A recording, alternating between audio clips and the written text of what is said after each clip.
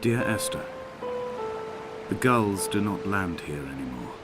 Originally starting off as a mod for Half-Life 2, Dear Esther is more an artistic experiment than a traditional game, and after a few years of additional development, it's now available as a $10 standalone release.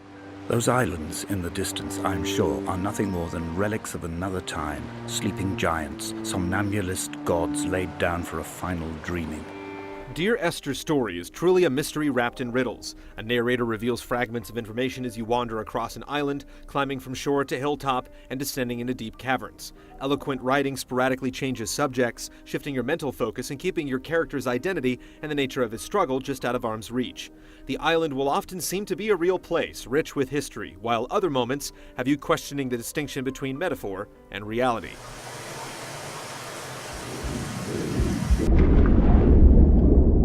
There's no eureka moment that ties everything together, and you'll likely still wonder what it all means when it's all over. The narration is somewhat randomized, encouraging multiple playthroughs to obtain additional clues, but depending on your drive to dig deeper, you can either get caught up in theories and discussion, or simply walk away unfulfilled. Donnelly reports they hurled the body in fear and disgust down the shaft, but I cannot corroborate this story. Exploring the island requires about an hour and a half, with no real action to speak of past simply walking around and observing the haunting environment. The pace is slow, with no running and jumping allowed, presumably preserving the somber mood. Brief side routes may lead to cryptic shrines, graffiti, and diagrams, but the journey follows a mostly fixed path. We feel no particular need to turn back. There's nothing to be seen if we did. No matter what you take away from Dear Esther's plot, the air of mystery and loneliness sinks in like a winter chill. The visuals aren't extraordinary from a technical perspective, but the natural landscapes hold a rugged beauty that contrasts with the fantastic colors of dazzling caves. You'll want to clear the background noise from your auditory space to immerse yourself in the experience.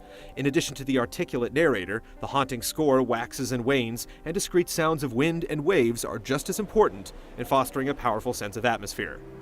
I've begun my ascent on the windless slope of the western side. Dear Esther is an absorbing experience while it lasts, but it's short-lived and lacks any truly direct interactive moments. However, its approach to story is thought-provoking and open to interpretation, traits that are generally lacking in the medium as a whole. Dear Esther may only be a first step towards something greater, but it's an interesting study for those intrigued by the prospect of game design as an artistic work rather than commercial entertainment. But it has become clear that there is only one way this is likely to end.